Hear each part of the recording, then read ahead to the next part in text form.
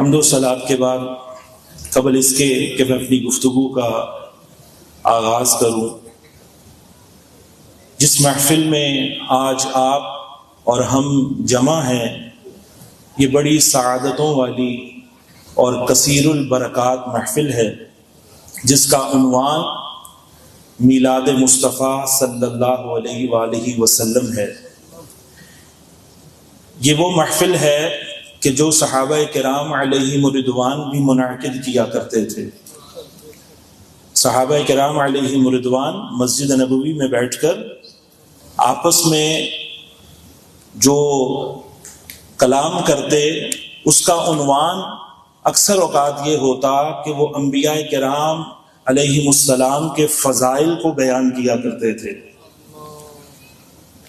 اور سرکار دو عالم صلی اللہ علیہ وآلہ وسلم جب صحابہ کو ملاحظہ فرماتے تو آپ اس کی توثیق فرما دیتے تھے کہ ٹھیک ہے، تم کمالات انبیاء کو ذکر کر رہے ہو، وہ سب کے سب برحق ہیں، لیکن اس میں یہ بھی ایڈ کر دو کہ اللہ نے مجھے اپنا محبوب بنایا ہے۔ تو سرکار علیہ الصلوۃ والسلام کے صحابہ اپنے دور میں اپنے طریقے سے اپنی حیثیت کے لائق سرکار علیہ الصلوۃ والسلام کی تعریف و توصیف بیان کرتے تھے۔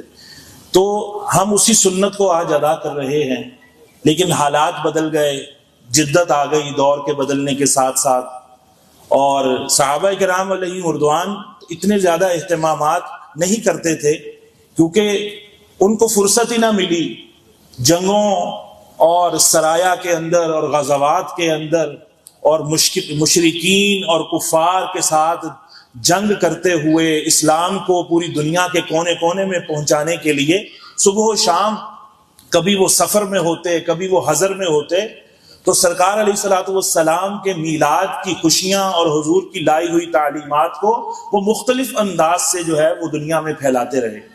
تو آج جب دور بدل گیا رفتہ رفتہ رفتہ رفتہ، جو اللہ رب العالمین نے انواع و اقسام کی ہمیں نعمتیں عطا کی ہیں، جدت عطا کی ہے جائز طریقے سے، تو آج مسلمان اس کے مطابق اپنی حیثیت کے لائق اگر آج یہ شامیانے لگا کر، یہ مارکیز کے اندر، یہ صوفوں پر بیٹھ کر، یہ ایئر کنڈیشنز کے اندر اور پھولوں کی سیج لگا کر اور سرکار دو عالم صلی اللہ علیہ وآلہ وسلم کا اور اللہ کا ذکر اور سرکار کی نعت پڑھتا ہے، تو کس کو منافق کے سوا تو کسی کو مسئلہ نہیں ہو سکتا۔ ایسا ہے یہ نہیں ہے۔ تو یہ بہت عظمت والی محفل ہے، اس کے ادب اور آداب کا خیال رکھنا بہت ضروری ہے۔ یہ عام محفل نہیں ہے، جو عام ہماری نجی محفل ہوتی ہے نا، اس کے اندر بھی خلاف مینر، خلاف آداب اگر کوئی ہم موومنٹ کریں یا ایکٹیویٹی کریں تو وہ بھی قابل گرفت ہے اور معیوب سمجھی جاتی ہے، جبکہ یہ محفل تو سرکار علیہ الصلوۃ والسلام کے میلاد کے عنوان سے ہے۔ اور سرکار کی محفل کو کیسے سنا جاتا ہے، یہ صحابہ کرام علیہم رضوان کی زندگیاں اگر دیکھیں تو صحابہ حضور کے سامنے ایسے بیٹھتے تھے کہ جیسے جسم میں جان نہ ہو۔ پرندے اگر چاہتے کہ ان کے سروں پر آ کر بیٹھنا چاہتے تو وہ بیٹھ سکتے تھے، ایسے جامد اور ساکت ہو کر صحابہ کرام علیہ رضوان اس محفل میں بیٹھا کرتے تھے۔ تو ہم بھی موبائل کو تھوڑی دیر کے لیے ترک کر دیں، اپنی جیبوں میں ڈال لیں، اور بچوں کو بھی ذرا بٹھا لیں کہ تاکہ سرکار علیہ الصلوۃ والسلام کی بارگاہ کا جس طرح ادب آپ کی حیات ظاہری کے اندر کرنا فرض تھا، اسی طرح اس بارگاہ کا ادب آپ کے پردہ فرما جانے کے بعد بھی آج اسی طرح کرنا فرض ہے۔ حضور صلی اللہ علیہ وسلم کی آواز سے آواز بلند کرنے والے کے اللہ نے فرمایا کہ میں اعمال برباد کر کے رکھ دوں گا، اسے شعور بھی نہیں ہونے دوں گا۔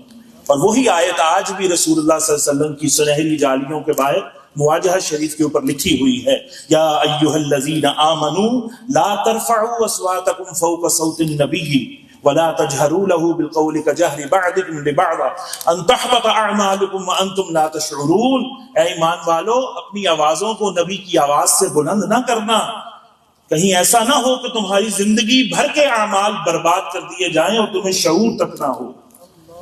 آج مسلمان عجیب عقیدت کا اظہار کر رہے ہیں کہ وہاں پر جو ہے گنبد خضرا کے باہر کھڑے ہو کر تو اونچی اونچی آواز سے درود و سلام پڑھ رہے ہیں، اس کی اجازت نہیں ہے عزیزان محترم۔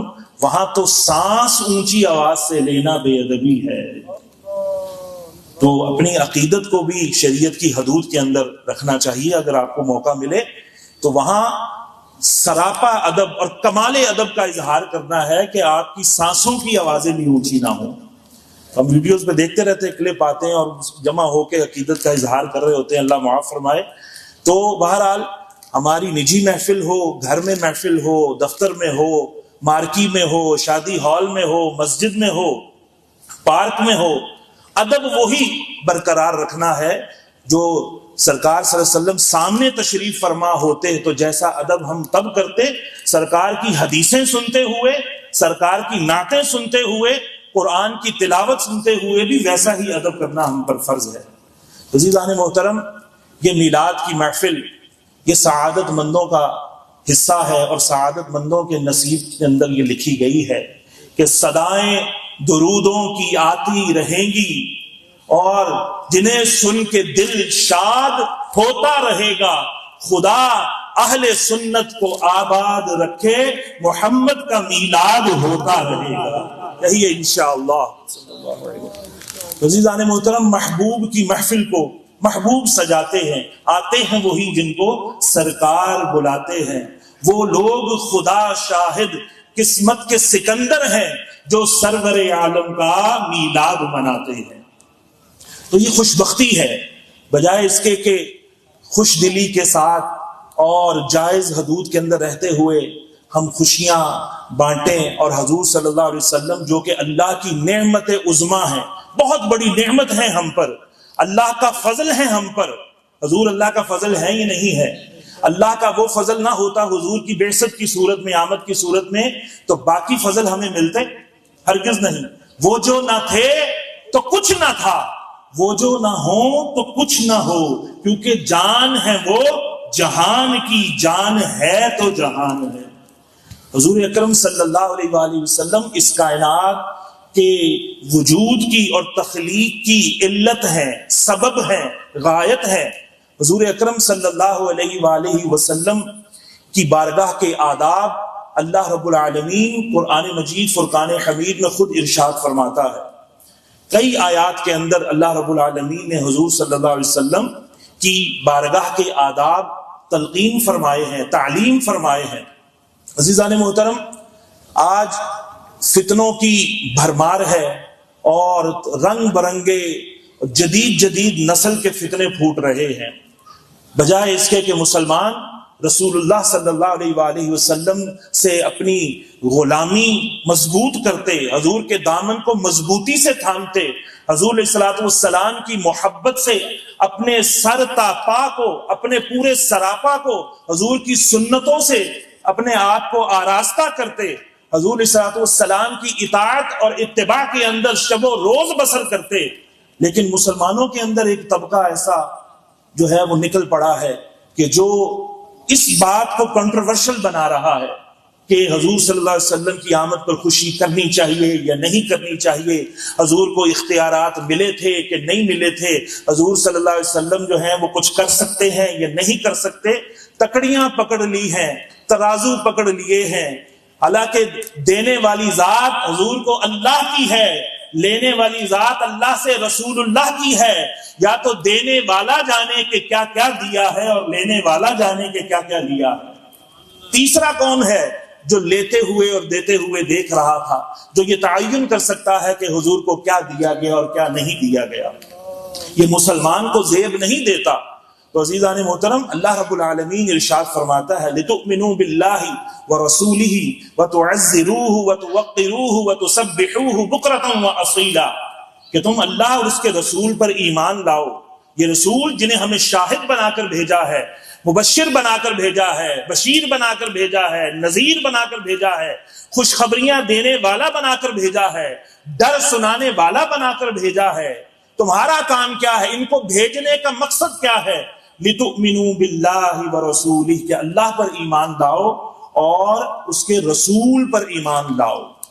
عزیزان محترم، ہر کوئی مدعی ہے میں اللہ پر ایمان رکھتا ہوں، اور میں رسول اللہ پر ایمان رکھتا ہوں صلی اللہ علیہ وآلہ وسلم پر، لیکن ان کا ایمان کیا اللہ کی بارگاہ میں قابل قبول ہے یا نہیں ہے، یہ جاننے کی ضرورت ہے۔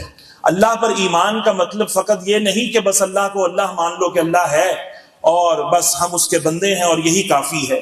باقی جو اللہ کی الوہیت کی شانیں ہیں کہ اللہ فنا سے پاک ہے، اللہ اونگ سے پاک ہے، اللہ موت سے پاک ہے، اللہ شادی سے پاک ہے، اللہ اولاد سے پاک ہے، وہ خود بھی کسی کی اولاد نہیں ہے، وہ نہ ہی اس کی کوئی آگے اولاد ہے، وہ ہر قسم کے عیب سے پاک ہے، بلکہ شائبہ نقص سے بھی اللہ پاک ہے۔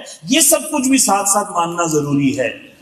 لیکن کئی لوگ ہوئے ایسے اپنی کتابوں کے اندر لکھ گئے، اور لوگ جو ہیں ایسے عقیدے والوں کو اپنا امام بھی بناتے ہیں، ان کے پیچھے نمازیں بھی پڑھتے ہیں، ان کے جنازے بھی پڑھتے ہیں، ان کے ساتھ رشتے بھی کرتے ہیں۔ کیا لکھ گئے کہ خدا جھوٹ بول سکتا ہے، معاذ اللہ۔ خدا کی اگر جھوٹ پر قدرت نہ مانو تو بندے کی قدرت ہے کہ بندہ بول لیتا ہے اور اس کا خدا نہ بول سکے، اس طرح تو بندہ خدا سے بڑھ جائے گا، معاذ اللہ۔ یہ دیکھیں کیسا قیاس کیا جا رہا ہے، کیسی جو ہے عقل سے پیدل جو ہے وہ دلیل دی جا رہی ہے کہ ہماری گناہ پہ قدرت ہے اور ہمارے پیدا کرنے والے کی گناہ اس کو قدرت پر قدرت نہ ہو، معاذ اللہ۔ یہ الوہیت بیان کرنے کا یا توحید بیان کرنے کا کون سا طریقہ ہے، معاذ اللہ۔ تو ایسے فاسد عقیدوں سے مسلمانوں کو بچنا چاہیے۔ لتؤمنوا باللہ کا مطلب کیا ہے؟ اللہ پر ایمان ایسے لاؤ جیسا ایمان لانے کا حق ہے۔ کتنے سارے لوگ ایسے ہیں کہ جو محاوروں کے اندر کفریات بکتے ہیں، کفریہ جملے بولتے ہیں، اللہ رب العالمین کا جو ہے اللہ کے لیے جہد کو ثابت کرتے ہیں۔ کئی ایسے فرقے ہو کر فنا ہو گئے، ان کی باقیات بھی آج کچھ نہ کچھ کسی طریقے سے اور ناموں سے موجود ہیں، جنہوں نے اللہ کا جسم مانا کہ اللہ بھی جسم رکھتا ہے۔ قرآن میں ید اللہ کا ذکر ہے، اللہ کا ہاتھ ہے۔ ان کے ہاتھوں پر جب حضور نے بیعت لی تھی جو ہے حدیبیہ کے مقام پر بیعت رضوان، تو جب حضور علیہ الصلوۃ والسلام نے صحابہ سے بیعت لی، اپنے ایک ہاتھ کو حضرت عثمان کا ہاتھ قرار دیا اور دوسرے ہاتھ کو اس کے اوپر رکھ کر کہا کہ میں عثمان کے قصاص پر بیعت بھی کرتا ہوں، اور صحابہ نے بھی بیعت کی۔ تو اللہ نے فرمایا کہ یہ بیعت محبوب تم نہیں لے رہے، میں لے رہا ہوں۔ یہ بیعت تم سے نہیں کر رہے، اللہ سے کر رہے ہیں، اور ان کے ہاتھوں پر اللہ کا ہاتھ ہے۔ اس طرح کی آیات اور احادیث جب کچھ لوگوں نے دیکھی، اور چونکہ علم سے پیدل تھے وہ، اور کسی اہل ادب اور اہل علم اور اہل اللہ کی صحبت سے انہوں نے علم حاصل نہیں کیا تھا، تو وہ کیا کہنے لگے کہ یہ دیکھو اس میں تو اعضاء کا ذکر ہے، تو اللہ کا بھی ہاتھ ہے، اللہ رات کے آخری پہر میں آسمان پر آتا ہے اور نزول فرماتا ہے۔ حالانکہ یہ آیات اور یہ احادیث متشابہات سے ہیں، ان کا حقیقی معنی اللہ ہی جانتا ہے یا اللہ کی عطا سے اس کے رسول جانتے ہیں۔ اس کو اپنی عقل سے ظاہر ترجموں کو پڑھ کر اور یہ مراد لے لینا کہ اللہ کا بھی کوئی ہاتھ ہے، اللہ کی بھی کوئی پنڈلی ہے جو وہ جہنم میں رکھے گا تو جہنم کی آگ ٹھنڈی جو ہے ہونا شروع ہو جائے گی۔ اس طرح حدیث میں ذکر ہے کچھ اس طرح کے کلمات کا، جس طرح حدیث قدسی میں ہے کہ اللہ فرماتا ہے میرا بندہ میرا قرب کیسے پاتا ہے؟ فرائض کی کثرت کر کے، پابندی کر کے، اس کے علاوہ نوافل کی کثرت کر کے وہ اتنا میرے قریب ہو جاتا ہے کہ میں اس کے ہاتھ ہو جاتا ہوں جس سے وہ پکڑتا ہے، اس کی آنکھ ہو جاتا ہوں جس سے وہ دیکھتا ہے، اس کے قدم ہو جاتا ہوں جس سے وہ چلتا ہے، اس کے کان ہو جاتا ہوں جس سے وہ سنتا ہے۔ تو جب اس طرح کے الفاظ حدیثوں میں دیکھے تو بعض لوگ کہنے لگے کہ اللہ کے کان بھی ہیں، حالانکہ عقیدہ توحید کیا ہے؟ اللہ سنتا ہے پر وہ کانوں سے پاک ہے، وہ دیکھتا تو ہے لیکن آنکھوں سے پاک ہے، وہ کلام تو فرماتا ہے لیکن منہ اور زبان سے وہ کیا ہے؟ پاک ہے۔ اللہ رب العالمین حاضر و ناظر، اللہ کے لیے یہ الفاظ بھی علماء نے بولنے سے منع فرمایا ہے کہ حاضر اور ناظر یہ رسول اللہ علیہ الصلوۃ والسلام کے لیے بولے جاتے ہیں کلمات۔ اللہ رب العالمین تو ساری کائنات کو گھیرے ہوئے ہے، اللہ کی قدرت ساری کائنات کا احاطہ کیے ہوئے ہے۔ جو حاضر ہے وہ کہیں حاضر ہوتا ہے اور کہیں غائب ہوتا ہے، تو اللہ تو غائب ہونے سے کیا ہے؟ پاک ہے۔ جو ناظر ہے، ناظر نظر سے ہے، نظر کے لیے منہ چاہیے، اللہ تو منہ سے بھی پاک ہے، اللہ تو آنکھ سے بھی پاک ہے، وہ دیکھتا ہے لیکن وہ منہ سے، وہ آنکھوں سے کیا ہے؟ پاک ہے۔ اللہ رب العالمین کا دیدار جنتیوں کو عطا ہوگا لیکن وہ بلا کیف ہوگا۔ اللہ رب العالمین کے محبوب فرماتے ہیں تم اپنے رب کو ایسے دیکھو گے جیسے 14ویں رات کے چاند کو دیکھتے ہو۔ اللہ رب العالمین کسی جہت میں نہیں ہے، اللہ رب العالمین کسی ڈائریکشن میں نہیں ہے، کیونکہ جہتیں جو ہیں یہ ڈائریکشن جو ہیں یہ جسم کی ہوتی ہیں، یہ مادے کی ہوتی ہیں۔ اللہ تو مادے سے پاک ہے، اللہ مادیات سے کیا ہے؟ پاک ہے۔ جسم کے لیے آگے پیچھے دائیں بائیں اوپر نیچے یہ 6 جہات ہوتی ہیں۔ اللہ رب العالمین اوپر ہونے یا نیچے ہونے، دائیں ہونے یا بائیں ہونے، آگے ہونے یا پیچھے ہونے سے کیا ہے؟ پاک ہے۔ اللہ رب العالمین کی حقیقت کو کوئی انسان جان نہیں سکتا۔ تو عزیزان محترم، لتؤمنوا باللہ کا یہ معنی ہے، یہ نہیں کہ اللہ کا جو ہے وہ کلمہ تو پڑھیں لیکن اللہ کے شایان شان جو شانے نہیں ہیں وہ چیزیں اللہ کے لیے مانیں۔ کئی لوگوں نے ترجمہ کرتے ہوئے خطا کھائی کہ عمل کرنے سے پہلے اللہ کو پتہ نہیں ہوتا، جب کوئی عمل کرتا ہے پھر اللہ کو پتہ چلتا ہے۔ معاذ اللہ، ترجمے ایسے کیے ہیں، معاذ اللہ۔ کہیں لفظ مکر آیا تو مکر ہی کی نسبت اللہ کی طرف کر دی۔ عربی میں مکر اور اس کے کئی معنی ہیں۔ وَمَكَرُوا وَمَكَرَ اللَّهُ، یہودیوں نے چال چلی عیسیٰ علیہ السلام کو قتل کرنے کے لیے، شہید کرنے کے لیے، اور اللہ رب العالمین نے ایک ہی لفظ اس آیت میں جو ہے وہ 3 مرتبہ ذکر فرمایا ہے۔ وَمَكَرُوا وَمَكَرَ اللَّهُ وَاللَّهُ خَيْرُ الْمَاكِرِينَ۔ ماکرین، ماکر بھی جو ہے وہ مکر سے ہے، ماکرین کا مادہ بھی مکر ہے، مکرو کا مادہ بھی مکر ہے، لیکن ایک ہی لفظ کے عربی کے اندر کئی معنی ہوتے ہیں۔ دیکھا جاتا ہے کہ نسبت جس کی طرف کی جائے گی معنی اس اعتبار سے کیا جاتا ہے۔ بہت سے لوگوں کے گھروں میں ترجمے موجود ہوں گے، 3 پارے کو جا کے 14واں رکوع جہاں سے شروع ہوتا ہے 13واں ختم ہوتا ہے، یہ آیت جا کے پڑھیے اور دیکھیں کہ آپ کے گھر میں کون سا ترجمہ ہے۔ جنہوں نے اللہ کو مکار ثابت کیا ہے ان لوگوں کا ترجمہ ہے معاذ اللہ ثم معاذ اللہ، یا کسی عاشق رسول کا لکھا ہوا، کسی مؤدب الہی کا لکھا ہوا، مؤدب خدا کا اور مؤدب رسول اللہ کا لکھا ہوا ترجمہ کنز الایمان کس کے گھر میں موجود ہے کہ انہوں نے مکر کیا اور اللہ نے عیسیٰ علیہ السلام کو بچانے کی خفیہ تدبیر فرمائی۔ دوسری جگہ مکر جب اللہ کی طرف منسوب ہوا تو معنی کیا ہے؟ خفیہ تدبیر فرمائی۔ لیکن بہت سے خطا کاروں نے خطا کھائی اور منہ کے بل جا پڑے، اپنا بھی ایمان برباد کیا اور پڑھنے والوں کا بھی ایمان برباد کر گئے۔ اور کیا ترجمہ کیا کہ انہوں نے مکر کیا اور اللہ نے بھی مکر کیا اور اللہ بہتر مکر کرنے والا ہے، معاذ اللہ۔ کسی نے لکھا انہوں نے چال چلی، اللہ نے بھی چال چلی، اللہ بہتر چال چلنے والا ہے۔ کسی نے داؤ بھائی مجھ سے داؤ کھیل رہا ہے، جس طرح ہم بولتے ہیں داؤ نہ کر، دغا نہ کر، اس طرح کے الفاظ جو ہم اپنے کسی بڑے بھائی کے لیے، کسی معزز کے لیے بولنے گوارا نہیں کرتے اور معیوب سمجھتے ہیں، انہوں نے اللہ کے لیے ایسے الفاظ بول دیے اور پھر بھی مدعی ہے، دعوے دار ہے کہ ہم مسلمان ہیں۔ تو لتؤمنوا باللہ، اللہ پر ایمان لاؤ، اس کا مطلب کیا ہے؟ اللہ کو ہر عیب سے پاک مانو، کیونکہ وہ تو سبحان ہے۔ وہ کیا ہے؟ سبحان۔ سب جواب دیں، وہ کیا ہے؟ سبحان ہے، سبحان الذی، وہ ذات پاک ہے۔ تبھی تو اس کی تسبیحات ہم بیان کرتے ہیں، سبحان اللہ سبحان اللہ سبحان اللہ۔ اور یہ اللہ پر ایمان نہیں ہوگا کہ اللہ کے لیے عیب بھی مانو۔ اسی طرح فرمایا کہ اللہ کے رسول پر بھی ایمان لاؤ۔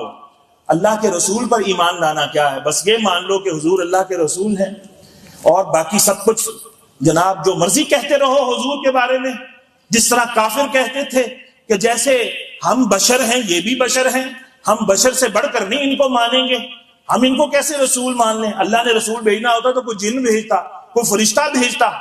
ان کے بھی 2 ہاتھ، ہمارے بھی 2 ہاتھ، ان کے بھی پاؤں ہمارے بھی پاؤں، یہ بھی شادی کرتے ہیں ہم بھی کرتے ہیں، یہ بھی کھاتے پیتے ہیں ہم بھی کھاتے پیتے ہیں، یہ بھی بازاروں میں چلتے ہیں ہم بھی چلتے ہیں، اس سے بڑھ کر نہیں مانیں گے۔ یہ مشرکین کہتے تھے، کفار کہتے تھے کہ ہم انہیں جو ہے وہ یہ تو ہمارے جیسے بشر ہیں، یہ ہمارے جیسے بشر ہیں۔ تو اللہ رب العالمین کے محبوب صلی اللہ علیہ وسلم کی حقارت کرنے والے، تحقیر کرنے والے لوگوں کے جراثیم آج بھی موجود ہیں، جو یہ کہتے آپ کو سنائی دیتے ہوں گے، کہتے ہوئے آپ کو دکھتے ہوں گے کہ حضور تو بشر ہیں، حضور تو ہم جیسے بشر ہیں، اور حضور کی تعظیم ایسی کرو کہ جتنی بڑے بھائی کی کرتے ہو، اس سے بڑھ کر نہیں۔ یہ ان کی عقائد کی کتابوں میں لکھا ہوا ہے، یہ عقائد کی کتابوں میں، جس سے عقیدہ، جس سے ایمان قائم ہوتا ہے۔ تو بتائیے حضور صلی اللہ علیہ وآلہ وسلم کی ایسی تعظیم کرنی چاہیے، اللہ نے ایسی تعظیم کا حکم دیا ہے۔ حضور صلی اللہ علیہ وسلم خاتم النبیین ہے۔ ایک فرقہ کھڑا ہو گیا، 200 سال پہلے کی بات ہے، قادیانی فرقہ کھڑا ہو گیا کہ حضور آخری نبی نہیں ہے، آخر میں آنا کون سا کوئی فضیلت کی بات ہے۔ ایک اور فرقے والوں نے ان کی تائید کر دی کہ آخر میں آؤ یا پہلے آؤ یا بعد میں آؤ، یہ کوئی فضیلت کی بات نہیں ہے۔ اور وہ اس فرقے نے بھی کہا کہ آخر میں آنے کا یہ نہیں اس کا مطلب کہ آخر میں آنا، بلکہ اس کا مطلب ہے خاتم کا کہ مہر لگانا، حضور جس پر مہر لگاتے جائیں گے وہ نبی بنتا جائے گا۔ معاذ اللہ، ثم معاذ۔ قرآن کی ایسی تحریف کر دی، خود بدلتے نہیں قرآن کو بدل دیتے ہیں، اس طرح کی تعبیریں۔ تو کیا اس کا محمد رسول اللہ کلمہ پڑھنا یہ اللہ کی بارگاہ میں قبول ہوگا؟ ہرگز نہیں۔ کہ حضور خاتم النبیین ہیں، حضور نے اس کی تفسیر خود فرمائی ہے، انا خاتم النبیین لا نبی بعدی، میں ہی سب سے آخر میں آنے والا نبی ہوں، میرے بعد کوئی نبی نہیں آئے گا، کوئی نبی آ سکتا ہی نہیں۔ ایسا فرقہ بھی موجود ہے کہ جس کے بڑے نے لکھا اپنی کتاب کے اندر کہ حضور کے زمانے میں بھی کوئی نبی آ جائے یا آپ کے بعد میں بھی کوئی آ جائے تو آپ کے آخری ہونے میں کوئی فرق نہیں پڑے گا۔ معاذ اللہ، اس نے تو ختم نبوت کا انکار کر دیا۔ اور ختم نبوت مسلمانوں کا، اسلام کا، قرآن کا ایسا عقیدہ ہے جس پر ہماری امارت ایمان قائم ہے۔ اگر یہ بنیاد کمزور ہے تو ایمان بھی برباد ہے، یہ بنیاد مضبوط ہے تو پھر ہمارا ایمان بھی مضبوط ہے۔ ایویں نہیں 1953 کے اندر لاکھوں مسلمانوں نے اپنے خون دیے تھے اس چیز کو منوانے کے لیے کہ یہ جو فرقہ ہے مرزئی قادیانی، یہ دائرہ اسلام سے خارج ہے، یہ مرتد ہے، یہ مسلمان نہیں ہے۔ تو بہرحال رسول اللہ پر ایمان ایسے لانا کہ حضور کی ختم نبوت کا انکار کر دینا۔ اللہ رب العالمین نے کئی آیات میں فرمایا کہ میں نے نبیوں کو علم غیب دیا ہے، میں نے انبیاء کو علم غیب دیا ہے، اور بعض آیات میں اللہ نے نفی بھی کروائی ہے۔ جہاں نفی کروائی ہے وہاں اس علم غیب کی نفی کروائی ہے جو اللہ کی شان ہے، کہ جو اللہ کو کسی نے نہیں دیا، اللہ کو خود سے ہے۔ اور جہاں پر اقرار فرمایا ہے، کروایا ہے اور اس بات فرمایا ہے، وہاں اس علم غیب کا ذکر فرمایا ہے جو اللہ کی عطا سے انہیں ملا ہے۔ تو لوگ مطلقاً علم غیب کا انکار کر دیتے ہیں۔ اس کی مثال یوں سمجھیے، اللہ کا حکم ہے کہ رسول اللہ پر ایمان لاؤ، وَتُعَزِّرُوهُ وَتُوَقِّرُوهُ، اور ان کی تعظیم کرو، ان کی توقیر کرو۔ تعظیم کیسے ہوگی؟ رسول اللہ صلی اللہ علیہ وسلم کی شان میں جو ہے وہ کمیاں بیان کر کر کے تعظیم ہوگی، حضور صلی اللہ علیہ وسلم کے ذکر کو چھپا کر تعظیم ہوگی، حضور کے ولادت کے موقع پر بتیاں بجھا کر، چراغ بجھا کر اور بدعت کی رٹ لگا کر تعظیم ہوگی، یا حضور کی شانوں کے چرچے کر کر، چراغاں کر کر، شیرینیاں بانٹ کر اور جناب کتنا تبرکات کو تقسیم کر کے، دعوتیں عام کر کے، فقراء غرباء کے اندر صدقات کر کے، اس طرح حضور کی تعظیم ہوگی؟ حضور اللہ کا فضل ہے، اللہ کی نعمت ہے، اور اللہ فرماتا ہے قل بفضل اللہ وبرحمتہ فبذلک فلیفرحوا، اے محبوب ان سے کہہ دو کہ جو اللہ کے تم پر فضل ہیں، جو اللہ کی تم پر رحمتیں ہیں، مومنوں کو چاہیے کہ اس پر خوب خوشیاں منائیں، ان پر خوب خوشیاں منائیں۔ اور اللہ کی، حضور اللہ کی نعمت ہے یا نہیں ہے؟ بتائیے، حضور اللہ کی نعمت ہے یا نہیں؟ بلند آواز سے جواب دو۔ بے شک ہیں۔ تو اللہ فرماتا ہے وَأَمَّا بِنِعْمَةِ رَبِّكَ فَحَدِّثْ، میری نعمت پر خوب اپنے رب کا چرچا کرو، یعنی کہ نعمتوں کا چرچا کرو جو رب نے تم پر نعمت کی ہے۔ تو ہم چرچا کرنے کے لیے تو یہاں بیٹھے ہیں۔ چرچا کرنے کا انداز یہ ہے کہ وہاں ماتم شروع کر دیا جائے، وہاں رونا پیٹنا شروع کر دیا جائے، وہاں پر مسلمانوں کو خیر کے کاموں سے روکنا شروع کر دیا جائے؟ نہیں، خیر کے اسباب جو ہے مہیا کیے جائیں تاکہ اور لوگ بھی آ کر خیر کے کام کریں۔ تو عزیزان محترم، مثال سے سمجھیے کہ ایک محفل ہے جس کے اندر ہندو بھی موجود ہے، عیسائی بھی موجود ہے، سکھ بھی موجود، یعنی کہ یہودی بھی موجود ہے اور مسلمان بھی موجود ہے۔ بڑے غور سے سننے والی یہ بات ہے۔ ایک محفل میں ہندو، عیسائی، یہودی، مسلمان سب موجود ہیں، اور باری باری ان کو موقع دیا جاتا ہے کہ کچھ کلمات کہو۔ تو ہندو آتا ہے اور وہ جناب کہتا ہے کہ میرا رام چندر وہ تھا جس نے سیتا کے ساتھ شادی کرنے کے لیے بہت بڑی کمان کو توڑ کر دو ٹکڑے کر دیا، وہ اپنے رام کی جناب یہ فضیلت بیان کرتا ہے کہ جناب میرے مذہب کا جو بانی ہے، دیکھو اس کی طاقت کیسی تھی کہ اس نے کمان کو 2 ٹکڑے کر دیا۔ عیسائی کو موقع ملتا ہے کہ آؤ تم بھی کچھ بتاؤ، وہ کہتا ہے کہ میں اس مذہب سے تعلق رکھتا ہوں جس کے بانی عیسیٰ علیہ السلام ہیں، اور ان کو دیکھو کیسا کمال ان کے رب نے دیا تھا کہ وہ مردوں کو زندہ کر کے اپنا کلمہ پڑھا لیتے تھے، وہ مادرزاد اندھوں کو بینائی دے دیتے تھے، وہ کوڑ کے مریضوں کو ہاتھ پھیرتے مسیح علیہ السلام تو ان کو شفا مل جاتی تھی۔ میرے نبی ایسے ہیں، میں ایسے مذہب کا پیروکار ہوں۔ اس نے اپنے مذہب کی اور اپنے نبی کی تعظیم اور ان کی شان بیان کی۔ یہودی کو موقع ملا، یہودی آیا اور وہ کہنے لگا کہ میں اس مذہب یہود سے تعلق رکھتا ہوں اور جس کے بانی موسیٰ علیہ السلام ہیں، کہ جنہوں نے اپنے لکڑی کے عصا کو پتھر پر مارا تو پتھر سے پانی کے چشمے جاری ہو جاتے تھے۔ یہ ہے میرے نبی کی شان، یہ ہے ہمارے جو ہے وہ با اختیار نبی تھے۔ اور وہ جو مسلمان صاحب موجود تھا اس کو موقع ملے کہ آؤ کہ تم بھی کچھ بتاؤ، اور وہ مسلمان آ کر کہے کہ میں اس نبی کا امتی ہوں اور اس مذہب کا پیروکار ہوں جس کے نبی کو دیوار کے پیچھے کا بھی علم نہیں تھا، معاذ اللہ ثم معاذ اللہ، جس کے نبی مر کے مٹی میں مل چکے ہیں، معاذ اللہ ثم معاذ اللہ، جس مذہب کے نبی کا وسیلہ پیش کرنا جس کا قرآن میں حکم ہے، وہ وسیلہ پیش کرنا شرک ہو جائے گا۔ ان کا میلاد مناؤ تو شرک ہو جائے گا، بدعت ہو جائے گی۔ ان کی میلاد کی خوشیاں مناؤ تو دائرہ اسلام سے خارج ہو جاؤ گے۔ وہ نبی تو ایسے ہیں جن کو کل کی خبر نہیں ان کے ساتھ کیا ہونے والا ہے۔ وہ نبی تو ایسے ہیں کہ ان کی حیثیت ڈاکیے کی طرح تھی، کہ وہ جس طرح ڈاکیا ڈاک لے کر آتا ہے اور جس کی ڈاک ہوتی اس کو دے کے چلا جاتا ہے، بقیہ اس کا کوئی کام نہیں ہوتا، تو ہمارے نبی بھی آئے، قرآن پکڑا کر چلے گئے، بس اس سے زیادہ ان کی تعظیم نہیں کرنی، ورنہ اللہ سے ملا دو گے، اور اللہ سے ملا دیا تو کافر و مشرک ہو جاؤ گے۔ تو پھر سننے والے کیا کہیں گے کہ بھائی جس اسلام کے تم پیروکار ہو اس اسلام کو ہمارا دور سے ہی سلام ہے۔ ایسے بے بس نبی کے تم امتی ہو، ایسے جناب بے اختیار نبی کے تم امتی ہو، اور ایسے مذہب کے پیروکار ہو، ہم نہیں اس کے قریب آتے۔ بتائیے اس طرح سے رسول اللہ صلی اللہ علیہ وسلم کی، اسلام کی، قرآن کی تعظیم ہوگی یا توہین ہوگی؟ بولیے۔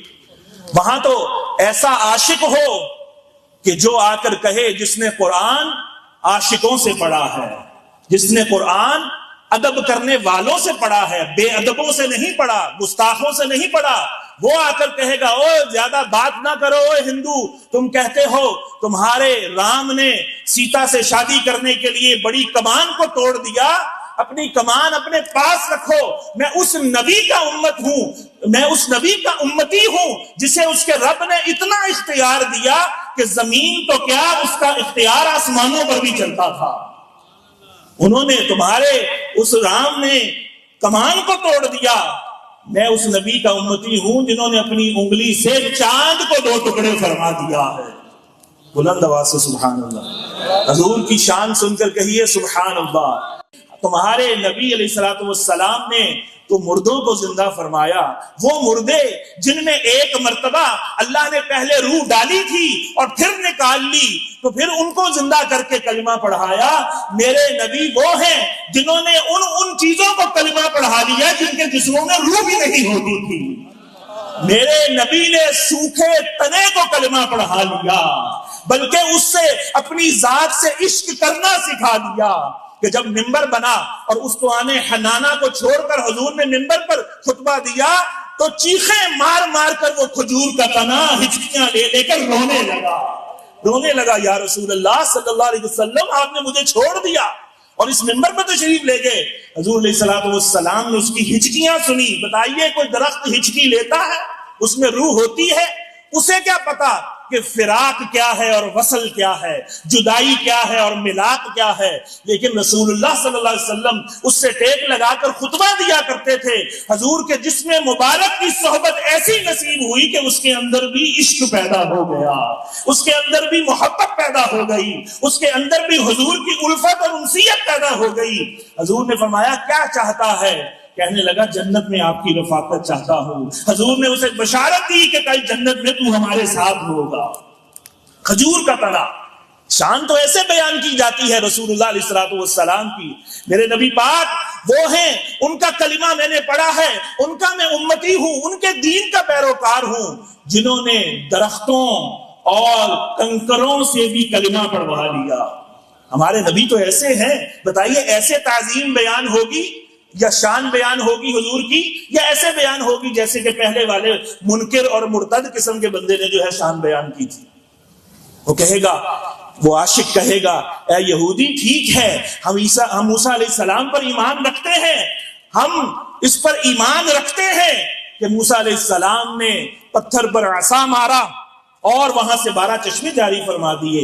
پتھروں سے تو پانی جاری ہوتا ہی ہے، یہ اللہ کی عادت جاریہ ہے، اللہ کی سنت جاریہ ہے کہ اللہ رب العالمین نے قرآن میں ذکر فرمایا ہے کہ کچھ پتھر ایسے ہیں جو پھٹ جاتے ہیں خوف خدا میں تو اس سے چشمے جاری ہو جاتے ہیں، کچھ خوف خدا سے گر جاتے ہیں جس طرح لینڈ سلائڈنگ ہوتی ہے. یہ کیا ہوتا ہے؟ یہ اللہ رب العالمین کی خشیت سے پتھر پہاڑ اپنی جگہ چھوڑ دیتے ہیں اور چشمے ان سے پھوٹ پڑتے ہیں. ہمارا ایمان ہے اس پر، موسیٰ علیہ السلام کے معجزے پر بھی ہمارا ایمان ہے. لیکن تمہیں بتاؤں کہ میں کس نبی کا پیروکار ہوں، میں نے کس نبی کا کلمہ پڑھا ہے کہ پتھروں سے تو پانی نکلا ہی کرتا ہے، اللہ کی عادت جاریہ ہے، لیکن یہ جسم جو ہے اس کے اندر تو خون دوڑ رہا ہے، اس سے تو پانی نہیں نکلتا. میں اس نبی کا پیروکار ہوں جس نے اپنی انگلیوں سے پانی کے چشمے جاری فرما دیے تھے. پانی کے چشمے اور انگلیاں ہیں فیض پر ٹوٹے ہیں پیاسے، جھوم کر ندیاں پنجاب رحمت کی ہے جاری. واہ واہ، اعلیٰ حضرت نے کیا خوب فرمایا کہ پنجاب رحمت، یہ 5 رحمت کی جو انگلیاں سے ندیاں جاری فرما دی حضور صلی اللہ علیہ وسلم. میں تو اس نبی کا پیروکار ہوں. اور حضور علیہ الصلوۃ والسلام کی بھی وہ شانیں بیان کرے گا کہ اللہ تبارک و تعالی نے ہمیں اس نبی کا امتی بنایا ہے، اس نبی کی تعظیم اور توقیر کرنے کا حکم ارشاد فرمایا ہے کہ جس کی تعظیم اور توقیر کرنے کا اللہ خود قرآن میں حکم ارشاد فرما رہا ہے. دنیا میں بڑے بڑے بادشاہ آئے، بڑے بڑے سلطنت کے حکمران آئے، ساروں نے اپنی بارگاہوں کے آداب خود تعلیم فرمائے، اور جیسے جیسے وہ جاتے رہے ان کے آداب بھی ساتھ ہی رخصت ہو گئے، لوگ ان کے نام و نشان بھول گئے. لیکن ایک بادشاہ اللہ نے دنیا میں ایسا بھیجا جس کو اللہ نے اپنا محبوب بنایا. اس بادشاہ کی بارگاہ کے آداب انہوں نے خود نہیں وضع کیے، اللہ رب العالمین نے وضع فرمائے کہ میرے محبوب صلی اللہ علیہ وآلہ وسلم کی بارگاہ میں تم نے آواز اونچی نہیں کرنی. آواز اونچی کرو گے زندگی بھر کے اعمال برباد ہو جائیں گے.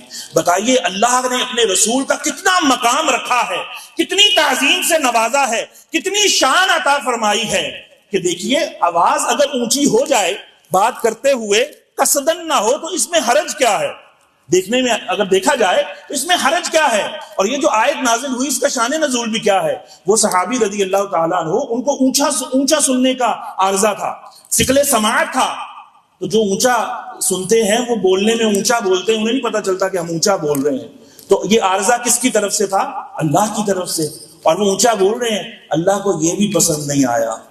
اللہ رب العالمین نے جب یہ آیت نازل فرمائی کہ اپنی آوازوں کو میرے نبی کی آواز سے پست رکھنا ہے، ان صحابی کو جب بتایا گیا انہوں نے سرکار کی بارگاہ میں آنے سے پرہیز کرنا شروع کر دیا اور گھر بیٹھے رہے. سرکار نے چند دن دیکھا کہ حضرت زید جو ہے وہ نظر نہیں آ رہے، ثابت بن شماس کا اس طرح سے نام ہے صحابی کا کہ وہ قیس بن شماس، تو وہ نظر نہیں آ رہے. تو پوچھا کہ صحابہ وہ کدھر ہیں؟ جب ان کا پتہ معلوم کیا گیا تو وہ کہنے لگے کہ میں تو جہنمی ہو گیا، میں تو جہنمی ہو گیا. ان سے پوچھا کیوں؟ کہنے لگے میری آواز رسول اللہ کی آواز سے اونچی ہو جاتی ہے. سرکار کو آ کے بتایا، سرکار علیہ الصلوۃ والسلام نے انہیں بلوایا، انہوں نے فرمایا تو جہنمی نہیں، تو جنتی ہے. حضور نے ان کے جنتی ہونے کی بشارت بھی دی. حضور ان کا انجام بھی جانتے تھے، علم غیب رکھتے تھے اور جنتی ہونے کی بشارت بھی دی. اور یہ بشارت وہی دے سکتا ہے جو خود مالک جنت ہو، ورنہ کون کہیں کا پاس بانٹ سکتا ہے کہ یہ پاس لے لو اور وہاں آ جانا، یا یہ تمہیں الاٹ کرتا ہوں اور تم لے لینا. یہ وہی ہو سکتا ہے جسے اللہ نے اپنی کائنات کا مالک بنایا ہو، اپنی جو ہے ساری سلطنت کا جسے مالک بنایا ہو، یہ وہی ایسا کر سکتا ہے. تو اللہ نے اونچی آواز کرنا گوارا نہیں کیا. پھر صحابہ کرام نے آہستہ آہستہ آواز سے سرکار سے باتیں کرنا شروع کر دی کہ سرکار دو دو تین تین دفعہ پوچھتے کہ اے عمر کیا کہہ رہے ہو، اے صدیق کیا کہہ رہے ہو. پھر اللہ رب العالمین کو صحابہ کرام کی یہ ادا اتنی پسند آئی، اللہ نے ایک اور آیت نازل فرما دی کہ بے شک وہ لوگ جو میرے نبی کی بارگاہ میں اپنی آوازوں کو پست رکھتے ہیں، اللہ نے ان کے دلوں میں ایمان کو راسخ فرما دیا ہے.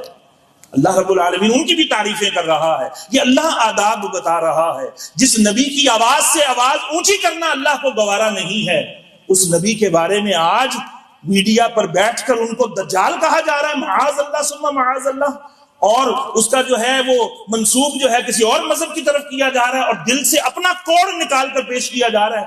یہ کون سی توحید ہے؟ یہ شیطانی توحید ہے. شیطان نے یہ کہا تھا کہ توحید بیان کریں تو نبیوں کی توہین ہو جاتی ہے. یہ کون سی توحید نہیں، یہ ابلیسی توحید ہے، شیطانی توحید ہے. کس نے یہ کہا ہے کہ توحید بیان ہو تو جناب انبیاء کی توہین تو ہوتی ہے؟ یہ توحید بیان کرنے کا کون سا طریقہ ہے کہ انبیاء تو اپنا یورین نہیں روک سکتے، معاذ اللہ ثم معاذ اللہ؟ یہ کون سی کتاب میں لکھا ہے؟ قرآن کی کون سی آیت کا ترجمہ ہے؟ قرآن سے تو ہمیں کچھ اور پتہ چلتا ہے کہ جو گستاخیاں کریں، توہینیں کریں، بے ادبیاں کریں، ان کے جواب اللہ رب العالمین ارشاد فرماتا ہے. کسی نے حضور کو مجنوں کہہ دیا، ولید بن مغیرہ نے مجنوں کہہ دیا، ایک لفظ بولا کہ یہ مجنوں ہے. اللہ رب العالمین نے حضور کو جواب نہیں دینے دیا. حضور صلی اللہ علیہ وسلم تھوڑے پریشان ہوئے. اللہ رب العالمین نے آیات نازل فرمائیں، نون والقلم وما یسطرون. اے محبوب، قلم کی قسم اور اس کے لکھے کی قسم، آپ کا رب فرما رہا ہے کہ آپ بالکل مجنون نہیں ہیں. وَإِنَّ لَكَ لَأَجْرًا غَيْرَ مَمْنُونَ. آپ کو تو اللہ نے بے پناہ اجر و ثواب عطا کیا ہے. آپ کو اللہ نے ایسا اجر عطا کیا ہے جس کی انتہا ہی کوئی نہیں ہے. اے محبوب صلی اللہ علیہ وسلم، وَإِنَّكَ لَعَلَىٰ خُلُقٍ عَظِيمٍ. آپ کو تو اللہ نے اخلاق کی بلندیوں پر فائز فرمایا ہے. اللہ کیا تعلیم فرما رہا ہے کہ کوئی میرے نبی کی بے ادبی کرے تو جواب میں اپنے محبوب کی تعریفیں بیان کرنی ہے، تعریفیں بیان کرنی ہے. اور پھر اس نے کہا تھا کہ یہ مجنون ہے معاذ اللہ، تو ایک جملہ بولا تو جواب میں بھی اللہ ایک جملہ بول دیتا، یا حضور خود اپنا جواب خود دے دیتے. حضور کا اللہ کی بارگاہ میں کوئی مقام ہے یا نہیں ہے؟ بد مذہبوں منکروں کا عقیدہ ہے کوئی نبی ہو، کوئی پیر ہو، کوئی پیغمبر ہو، اللہ کی بارگاہ میں اس کی عزت چمار سے بھی بدتر ہے، معاذ اللہ ثم معاذ اللہ. یہ دیکھیے، یہ تعظیم بیان کرنے، توحید بیان کرنے کا یہ طریقہ ہے کہ اللہ کی توحید بیان کرنی ہو تو کہا جائے کہ سارے نبی جو ہیں وہ معاذ اللہ چمار سے ذلیل تر ہیں، معاذ اللہ ثم معاذ اللہ. اور لوگ ان کو لائک کر رہے ہیں، فالو کر رہے ہیں، سبسکرائب کر رہے ہیں، اور ان کی ویورشپ بڑھا کر اپنا ایمان کا کباڑہ نکال رہے ہیں، جنازے نکال رہے ہیں اپنے ایمان کے. اللہ رب العالمین حضور کو فرما دیتا کہ آپ بھی ایک جملہ بول دیں، لیکن نہیں، اللہ نے اپنے محبوب کو جواب نہیں دینے دیا. اللہ رب العالمین نے اس گستاخ ولید بن مغیرہ کے جواب میں اس کے 10 عیب خود بنوا دیے. یہ جھوٹا ہے، یہ مکار ہے، یہ ذلیل ہے، یہ خوار ہے، یہ طعنہ باز ہے، یہ جھوٹی قسمیں اٹھانے والا ہے، یہ چغل خور ہے، یہ مناع للخیر ہے، یہ نیکی کے کاموں سے روکنے والا ہے، یہ چغلیاں کھانے والا ہے، یہ بڑا ہی سخت دل کا مالک ہے، یہ بڑا پرلے درجے کا یہ گناہ گار ہے. اللہ نے اس کے 10 عیب گنوائے، اور 10واں عیب کون سا گنوایا؟ اللہ نے فرمایا کہ یہ حلال کا نہیں ہے، اس کی اصل میں خطا ہے. عُتُلٍّ بَعْدَ ذَلِكَ الزَّنِيمِ سَنَسِمُهُ عَلَى الْخُرْطُومِ، ان قریب اس کی سور جیسی تھوتنی کے اوپر ہم داغ ڈال دیں گے. اللہ رب العالمین دیکھے کتنا جوش غضب جو ہے اللہ کا جو ہے آیا. اللہ کو غضب کا ایسا جوش آیا کہ اللہ رب العالمین نے غضب کا اظہار فرمایا کہ 10 عیب اس کے گنوائے، اور اس کو سور سے مثال دی کہ یہ خنزیر ہے، اس کی تھوتنی کے اوپر ہم بگاڑ ڈال دیں گے، یعنی کہ یہ گستاخ رسول اپنی شکل بگڑا ہوا کر کے مرے گا. اب وہ ولید بن مغیرہ وہ پریشان ہو گیا کہ یہ جو عیب ہیں یہ تو میرے اندر ہیں ہی ہیں، یہ جو 10ویں بات کہی ہے کہ میں حلال کا نہیں ہوں، اس سے وہ تل ملا اٹھا اور فوراً بھاگا گیا اپنی ماں کے پاس اور کہنے لگا کہ مسلمانوں کے نبی جو کبھی جھوٹ نہیں بولتے، جو صادق اور امین ہیں، انہوں نے میرے یہ عیب بتائے ہیں، اور یہ سارے مجھے پتا ہے میرے اندر یہ خوبیاں ہیں، یہ جو خوبیاں ہیں نا جو بدبختی والی، یہ ساری میرے اندر ہیں، یہ رذیل جو اوصاف ہیں میرے اندر ہیں، لیکن یہ جو 10ویں بات انہوں نے کہی ہے کہ تو حلالی نہیں ہے، اس کے بارے میں تو بتا۔ ماں وہ جھوٹ نہیں بولتے، تو نے مجھے سچ نہ بتایا تو میں تیری گردن مار دوں گا۔ تو اس کی ماں ڈر کے مارے وہ کانپنے لگی اور کہنے لگی کہ ہاں تیرا جو باپ، میرا جو شوہر ہے وہ نامرد تھا، وہ نامرد تھا، اور اس کی اتنی ساری دولت تھی، مجھے خوف ہوا کہ اگر کوئی وارث پیدا نہ ہوا تو یہ دولت کوئی اور لے جائے گا، تو میں نے ایک چرواہے سے بدکاری کروائی اور جس کے نتیجے میں تو جو ہے وہ جنم لیا، تو پیدا ہوا ہے۔ حضور صلی اللہ علیہ وآلہ وسلم کے دفاع میں اللہ رب العالمین جواب دے رہا ہے اور اس کے 10 عیب گنوا رہا ہے، اور یہ بھی بتا دیا کہ جو گستاخ ہوتا ہے وہ حلالی نہیں ہوتا، وہ نطفہ حرام سے ہوتا ہے۔ اس لیے علماء فرماتے ہیں زنا نہ کرو، بدکاری نہ کرو، زنا کے قریب بھی نہ جاؤ۔ کیوں؟ کہ زنا کے نتیجے میں گستاخ رسول پیدا ہوتے ہیں۔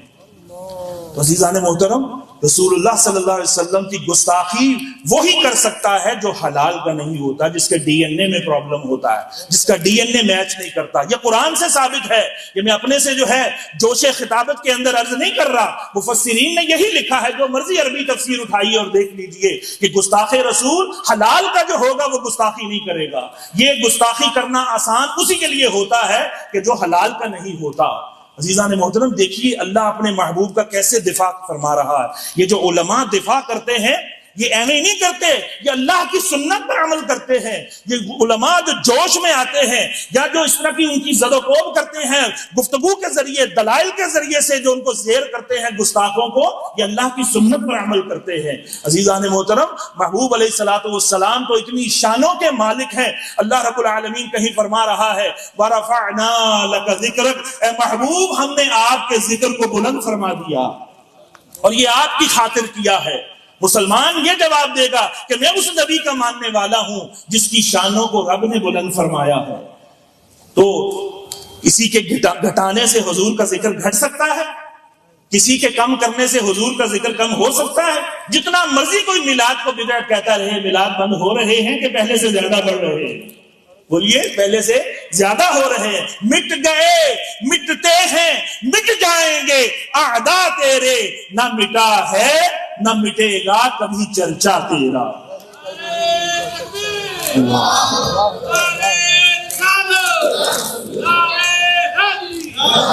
عزیزان محترم، اللہ رب العالمین نے محبوب کو بڑی شانیں عطا فرمائی ہیں۔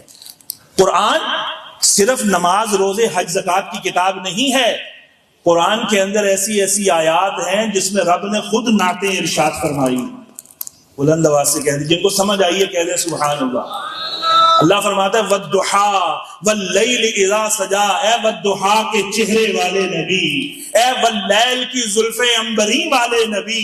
اللہ رب العالمین کہیں حضور کے سینہ مبارک کا ذکر فرما رہا ہے، أَلَمْ نَشْرَحْ لَكَ صَدْرَكَ، اے محبوب کیا ہم نے آپ کا سینہ کشادہ نہیں فرما دیا؟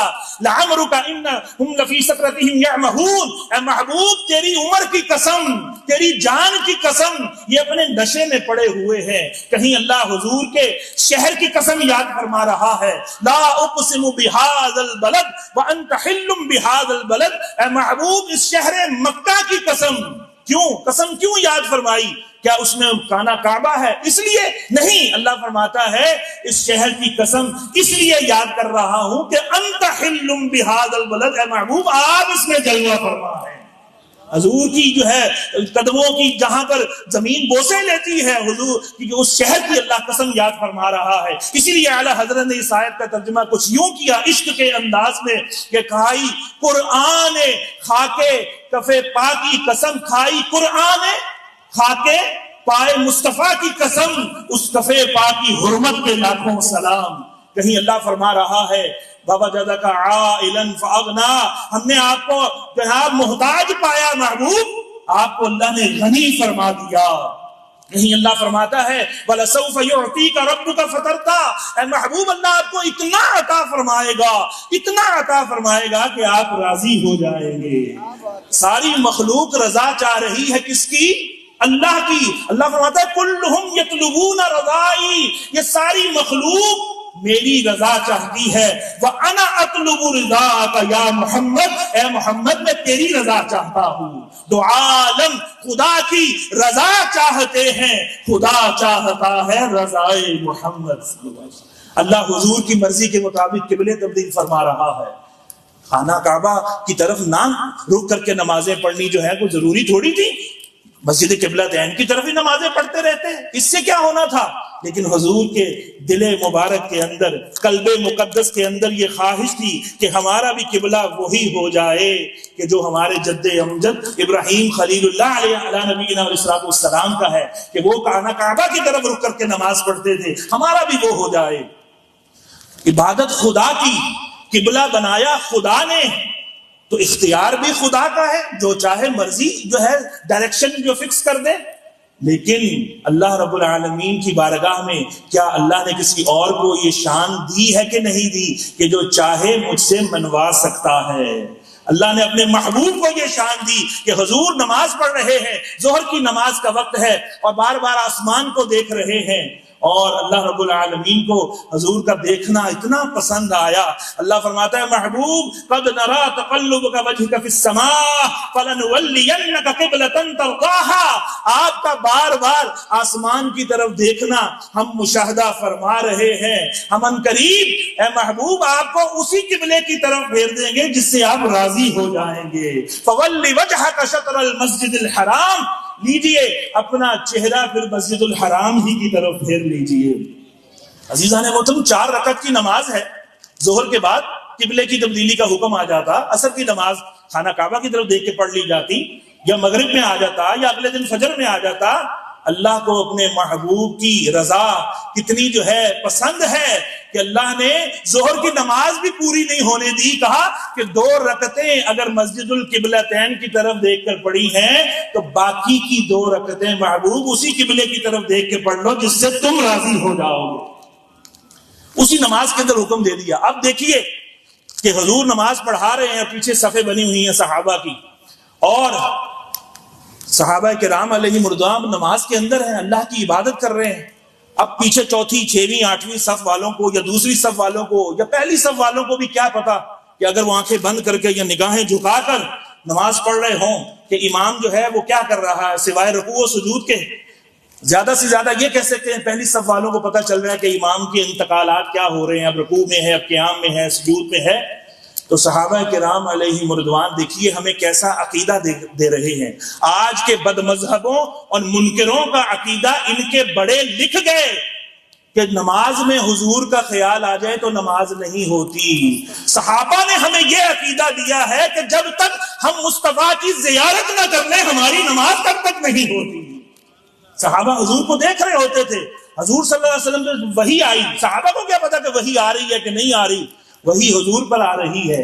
حضور صلی اللہ علیہ وآلہ وسلم نے 2 رکعتیں جب قبلے مسجد القبلتین کی طرف دیکھ کر پڑھا لی، اس طرف رک کر کے آپ نے اپنا مصلی چھوڑ کر اور ڈائریکشن بدل کر آپ پیچھے تشریف لے، بعضوں نے کہا کہ گھوم کر، بعضوں نے کہا صفوں کے اندر سے ہی حضور جو ہے پچھلے بالکل اپوزٹ ڈائریکشن، جو لوگ عمرہ حج کر کے آئے ہیں اور مسجد القبلتین کی جنہوں نے زیارت کی ہے انہوں نے دیکھا ہوگا کہ محراب خانہ کعبہ کی طرف رک کر کے ہے، اور مسجد القبلتین کا جو رخ ہے وہ آپ پیچھے اوپر دیکھتے ہیں تو ایک اوپر محراب بنی ہوئی ہے جس سے پتہ چلتا ہے کہ پہلے قبلہ اس طرف تھا، بالکل اپوزٹ ڈائریکشن میں۔ حضور مصلی چھوڑ کر دوسری طرف آ رہے ہیں۔ اگر صحابہ کی آنکھیں بند ہوتی اور حضور کے زیارت جو ہے وہ نہ کر رہے ہوتے تو صحابہ کو کیسے پتا چلتا؟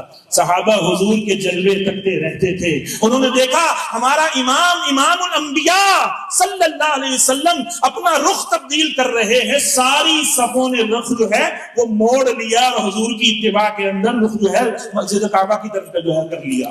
اب دیکھیے صحابہ نے یہ نہیں کہا کہ نماز کے بعد پوچھیں گے حضور بھول تو نہیں گئے، حضور کا وضو تو نہیں ٹوٹ گیا، معاذ اللہ ثم معاذ اللہ، ایسی باتیں ان کے ذہنوں میں نہیں آئیں۔ انہوں نے کہا جس ہستی نے خدا کا پتہ دیا ہے وہ ہستی کوئی بھی قول کوئی بھی فعل خدا کی مرضی کے بغیر نہیں کرتی۔ حضور جدھر اگر حضور کھڑے ہیں تو حضور کے پیچھے کھڑے ہونا عبادت ہے، حضور نے رخ موڑ لیا ہے تو ان کے پیچھے رخ موڑ لینا بھی عبادت ہے، اور اپنا رخ چینج کر لیا۔ اللہ رب العالمین حضور کی رضا کو اتنا پسند فرماتا ہے، اور ام المومنین کہتی ہیں کہ یا رسول اللہ میں دیکھتی ہوں کہ آپ کا رب آپ کی چاہت کو پورا کرنے میں دیر نہیں لگاتا۔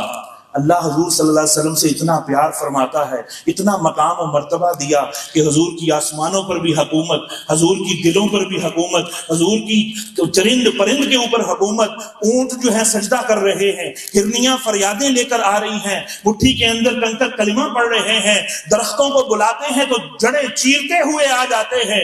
حضور صلی اللہ علیہ وسلم کے حکم پر بھاری چٹانیں جو ہیں وہ دریا کے اوپر تہتی ہوئی آ جاتی ہیں، حالانکہ پتھر تو ڈوب جاتا ہے، لیکن حضور چیزوں کی ماہیت کو ہی تبدیل فرما دیتے ہیں۔ اللہ نے اتنا اختیار دیا، پھر مالک احکام بھی بنایا، مالک شریعت بھی بنایا کہ جو چاہے قرآن کے احکامات میں امینڈمنٹ کر لیں۔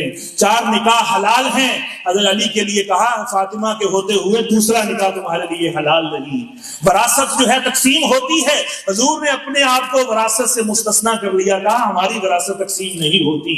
2 بندوں کی کم از کم گواہی ہونی چاہیے، ایک مرد یا 2 عورتوں کی۔ حضور صلی اللہ علیہ وسلم کی صحابی جو ہے ابو خزیمہ نے حضور کی گواہی دی بن دیکھے، حضور نے ان کی اکیلے کی گواہی 2 کے برابر قرار دے دی۔ حضور صلی اللہ علیہ وسلم کی شریعت میں مرد کے لیے سونا حرام ہے، کہا سراقہ میں دیکھ رہا ہوں تیرے ہاتھ میں کسرا کے کنگن ہوں گے سونے کے۔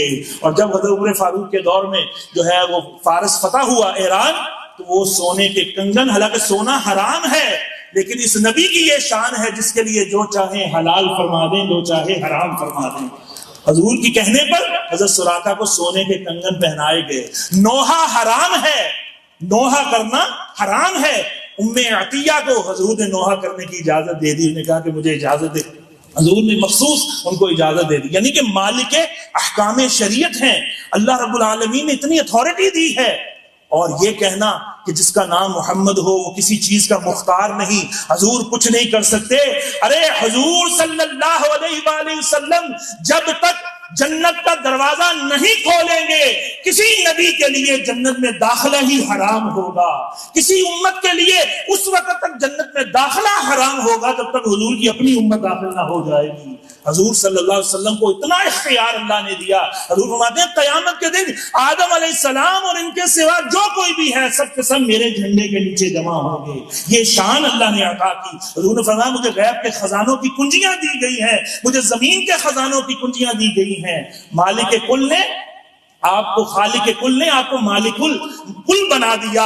2 جہان کے خزانے دیے ہاتھ میں خدا نے، تیرا کام ہے لٹانا مدنی مدینے والے۔ حضرت ربیہ نے حضور سے جنت مانگ لی، حضور نے یہ نہیں کہا کہ تجھے ایاک نعبد و ایاک نستعین تو پڑھایا میں نے کہ اللہ ہم تیری عبادت کرتے ہیں، تجھ ہی سے مدد مانگتے ہیں، تو ہی ہمارا مددگار ہے۔ اور آگے ایک قوم بھی آئے گی جس کے اندر بھٹکے ہوئے بہکے ہوئے لوگ سٹیکر چھاپیں گے کہ صرف اور صرف یا اللہ مدد، باقی سب شرک و بدعت۔ ایسے لوگ بھی آئیں گے۔ حضور نے یہ نہیں کہا۔ حضور صلی اللہ علیہ وسلم کے صحابی سوال حضور سے کر رہے ہیں، اسألک، میں سوال کرتا ہوں آپ سے یا رسول اللہ۔ حضور نے فرمایا کہ کیا مانگتا ہے؟ مانگ۔ کہنے لگے یا رسول اللہ جنت میں آپ کا پڑوس چاہیے، اسألک مرافقتک فی الجنہ۔ اور یہ حضور نے یہ نہیں کہا او ہو کیا ہو گیا ہے، ہوش ٹھکانے ہے، بلکہ حضور صلی اللہ علیہ وسلم نے انہیں جنت کی بشارت عطا فرما دی۔ تو میں کثرت سجود سے میری پھر مدد کرنا۔ تو حضور مالک جنت بھی ہیں، مالک خزائن اللہ ہیں۔ اللہ کی اس مملکت کے اندر اللہ نے اپنی مملکت کا مالک حضور کو بنایا ہے۔ تو عزیزان محترم، حضور کی تعظیم اور توقیر ایسے ہی ہوگی کہ حضور کی شانیں بیان کی جائیں، حضور کی تعظیم ایسے ہوگی، حضور کا ادب کیا جائے، حضور جو قرآن لے کر آئے اس قرآن کی تلاوت کی جائے، حضور جو سنت دے کر گئے اس سنت کی پیروی کی جائے، مرد ہو یا عورت سب حضور کی سنت پر عمل کریں، حضور کی سنت کو اوڑھنا بچھونا بنائیں، حضور کی سنت کے مطابق شب و روز بسر کریں، پھر تو میلاد میں آنے کا، حضور پر ایمان لانے کا اور حضور سے محبت کرنے کا اور تعظیم اور ادب کرنے کا حق ادا ہوگا۔ وگرنہ صرف یہ سالانہ کارروائی ہوگی کہ سال بعد ہم نے میلاد کیا، آئے کھائے پیے اور چلے گئے، اور جناب جھوٹ بولتے تھے تو بولتے رہے، بے نمازی تھے تو بے نمازی رہے، خواتین بے پردہ تھی تو بے پردہ ہی رہی، حضور کی شانیں سن کر بس ایسے ہی جناب وہ چلے گئے۔ اس کا ہمیں خاطر خواہ فائدہ زیادہ نہیں ہوگا۔ تو سب نیت کریں کہ انشاءاللہ ہم نیت کرتے ہیں کہ کسی بھی گستاخ سے اپنی جو ہے دوستی نہیں رکھیں گے، کسی بے ادب سے اپنی محبت اور قربت نہیں رکھیں گے، حضور صلی اللہ علیہ وسلم کی سنت کے مطابق، سیرت کے مطابق، اسوہ حسنہ کے مطابق اپنی زندگی گزارنے کی کوشش کرتے ہیں کہ نیت کریں انشاءاللہ اللہ تبارک و تعالی ہمارے اس انشاءاللہ کہنے کی لاج رکھے اور ہمیں شریعت مطہرہ کے مطابق زندگی گزارنے کی توفیق عطا فرمائے۔